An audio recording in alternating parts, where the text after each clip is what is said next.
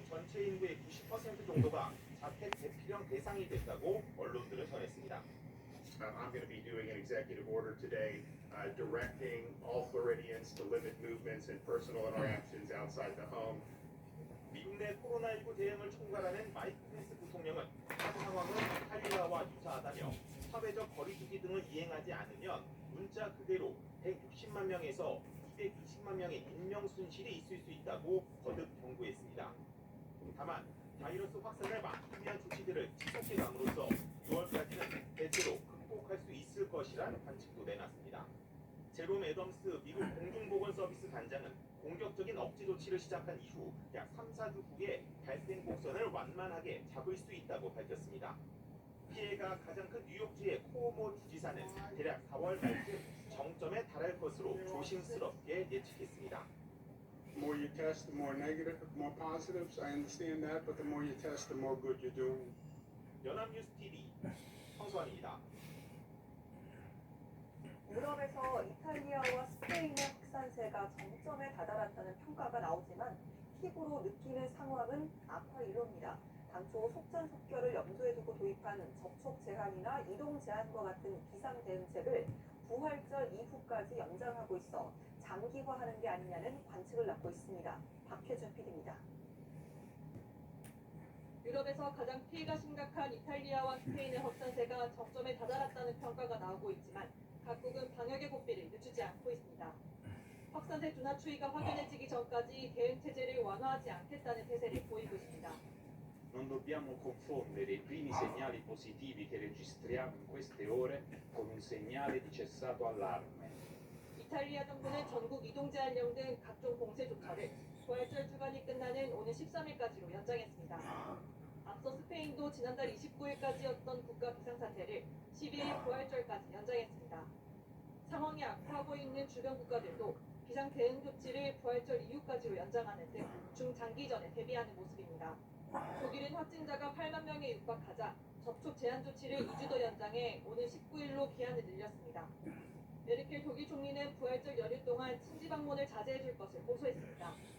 사망자가 4천 명을 넘어서며 이탈리아, 스페인, 미국에 이어 중국 사망자 수를 능가한 프랑스도 전국 이동 금지령을 오는 15일까지 2주 더 늘렸습니다. 앞서 영국 정부는 상황이 더 나빠질 것이라며 당초 오는 13일을 기한으로 발동한 이동 제한령이 상당 기간 연장될 수도 있음을 시사하기도 했습니다. 연합뉴스TV 박혜준입니다.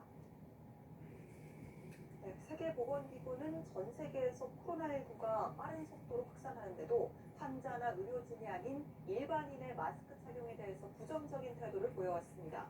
그런데 돌연 마스크 착용의 유용성을 시사하는 발언을 했는데요. 기존 입장에서 선회해 마스크 착용 권고 지침을 내릴지 주목됩니다. 방주희 PD입니다.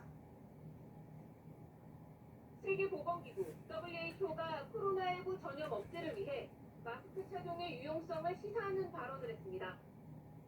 WHO continues to gather all available evidence and continues to evaluate the potential use of masks more broadly to control COVID-19 transmission at the community level.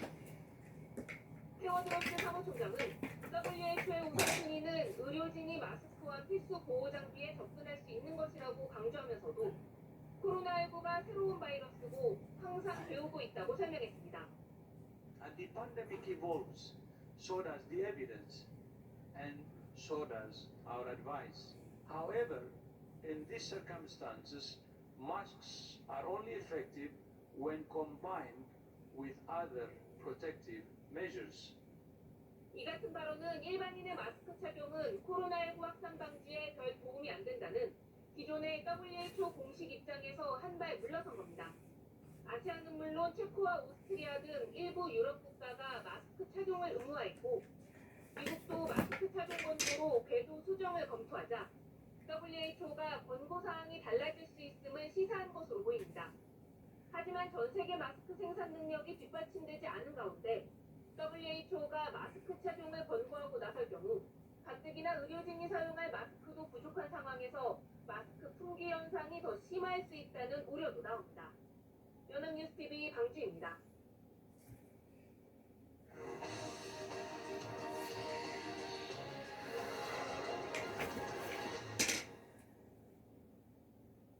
네, 오늘부터 공식 선거 운동이 시작됐습니다. 여야는 최대 승부처로 꼽히는 수도권의 표심을 잡기 위해서 총력전에 나섰는데요. 네, 국회에 연결하겠습니다. 최덕재 기자.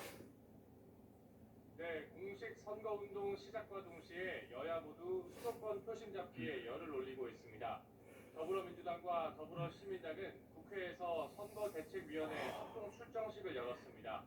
과로로 닷새간 입원했다 퇴원한 이해찬 대표는 지역구에서는 민주당이, 비례에서는 시민당이 대승해야 난국을 이겨낼 수 있다고 했습니다. 이 대표는 이번 총선은 국가의 운명이 달린 싸움이라면서 코로나19와 경제 위기에 대응하려면 안정적 국정 운영이 필요하고 이를 위해 선거에서 이겨 국민의 힘을 모아야 한다고 강조했습니다. 이낙연 공동상임선대위원장은 지하철 경유압력에서 출근 인사를 하며 첫 거리 유세에 나섰는데요. 이 위원장은 금융노조와 정책협약식을 갖고 종로 유세를 이어갔습니다.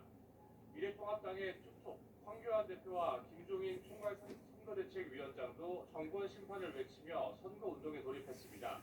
황교안 대표는 종로구 통인동 골목에서 조국 사태로 이 정권의 위선의 진면목을 봤다며 멀쩡하던 나라가 이렇게 힘들어졌는데 이런 정권 밑에서 살 수 있겠냐고 외쳤습니다.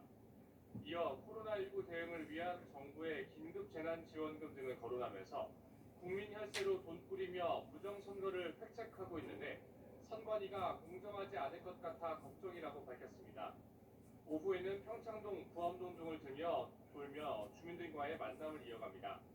김종인 위원장은 경기권역 선거대책위원회 회의를 주재하고 경기 지역 후보들을 잇따라 방문하며 지원 유세를 펼칩니다. 네, 이번 선거 승패 영향을 미칠 부분들도 정리를 좀 해보죠. 일단은 코로나19 사태 확산으로 어느 때보다 표심을 예측하기 어려운 상황이라고요.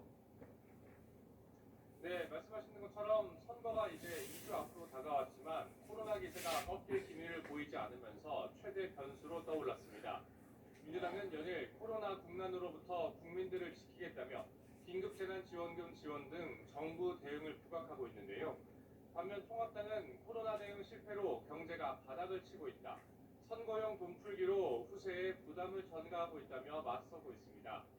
최근에는 개학과 수능 연기, 온라인 개학 등 굵직한 이슈들이 계속 터져나오는 만큼 이에 대한 국민들의 평가가 선거에 상당한 영향을 미칠 것으로 보입니다. 여기다 비례비서정당 설립 등 이번 총선이 진보와 보수 진영 간 대결 양상을 보이면서 부동층의 표심도 최대 변수로 꼽히고 있습니다. 이 부동층의 표심이 어디로 향하느냐가 선거 승패를 좌우할 가능성이 높은 만큼 여야 모두 부동층 표심을 잡기 위한 총력전을 예고하고 있습니다. 지금까지 국회에서 전해드렸습니다. 네, 진영 행정안전부 장관의 불출마로 무주공산이 된 서울 용산에서는 새 얼굴들이 진검승부를 펼칩니다.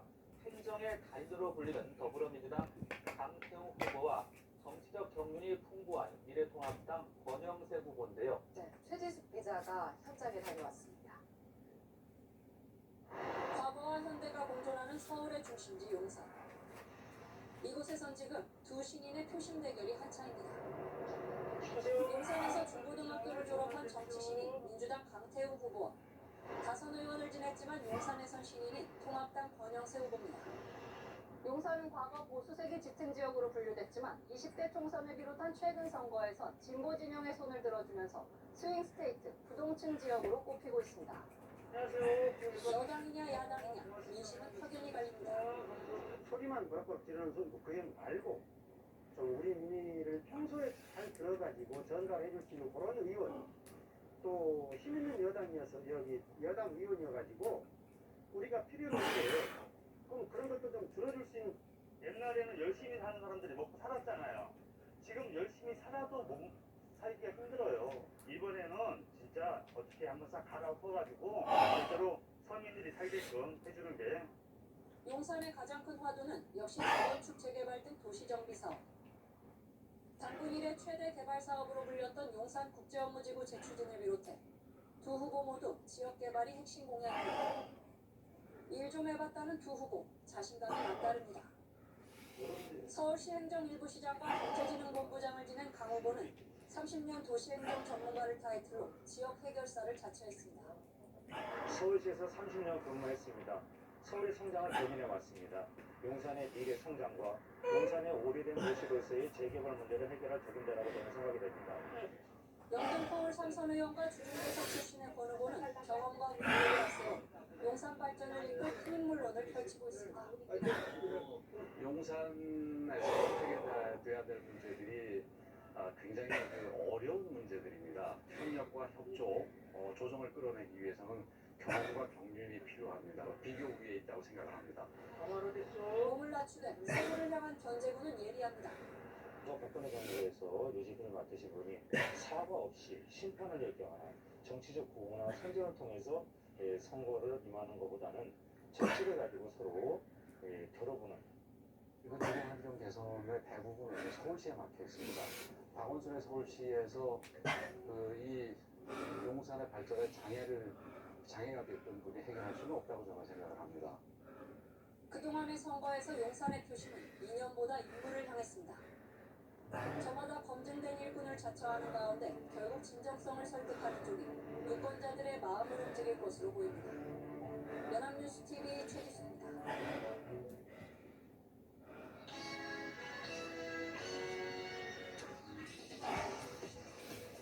선거를 앞두고 놓치지 말자고 파워포인트를 시작합니다.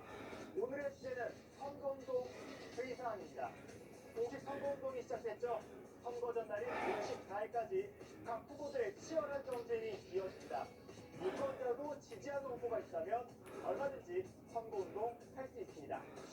하지만 주의사항이 있습니다. 먼저 모자와 어깨끼 같이 폭포를 활용한 선거운동. 유권자는 하면 안 됩니다.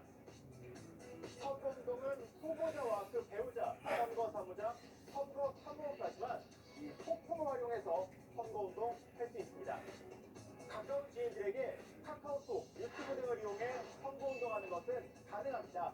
예를 들어 카카오톡 단체방에 특정 후보자 지지 영상 공유하는 것 문제가 되지 않습니다. 다만 후보자를 비방하거나 허위사실이 적시된 글을 SNS로 공유하는 경우 공직선거법에 위반될 수 있습니다. 공직자의 경우는 일반 유권자보다 기준이 조금 더 높다는 것을 기억해야 합니다.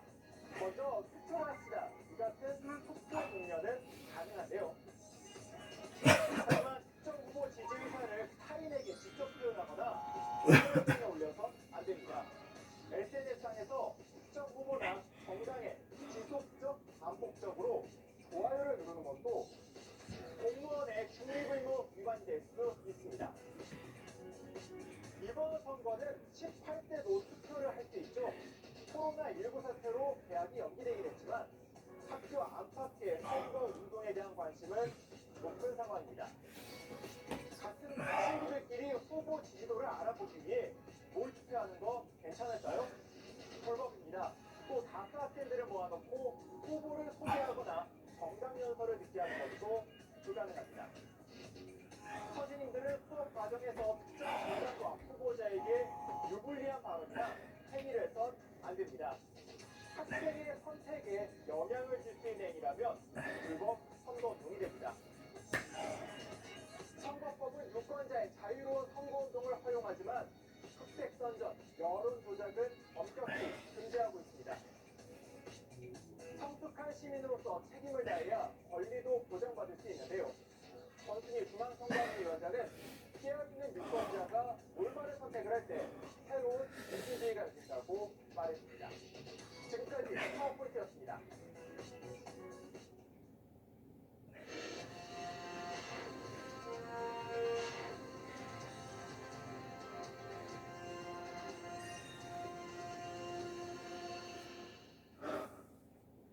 디지털 성범죄 특별수사본부를 설치하고 성착취물 관련 범죄를 수사하고 있는 경찰이 어제 기준 140명을 검거했고 23명을 구속했다고 밝혔습니다. 경찰청은 전국적으로 아동 성착취물 등 음란물 제작 유포, 재유포 등 범죄 98건을 적발했고 85건에 대해서는 수사를 진행하고 있다고 설명했습니다. 현재까지 피해자는 103명으로 이 가운데 확인된 10대 피해자만 26명입니다. 경찰은 또 박사방 조주빈의 공범으로 지목된 3명 가운데 2명을 검거했고 N번방을 만든 것으로 알려진 이른바 탓에 대해서도 계속 추적하고 있다고 설명했습니다. 텔레그램 박사방 운영자 조준일에게 피해자들의 개인정보를 빼돌린 사회본부요원 A씨에 대해 경찰이 구속영장을 신청했습니다.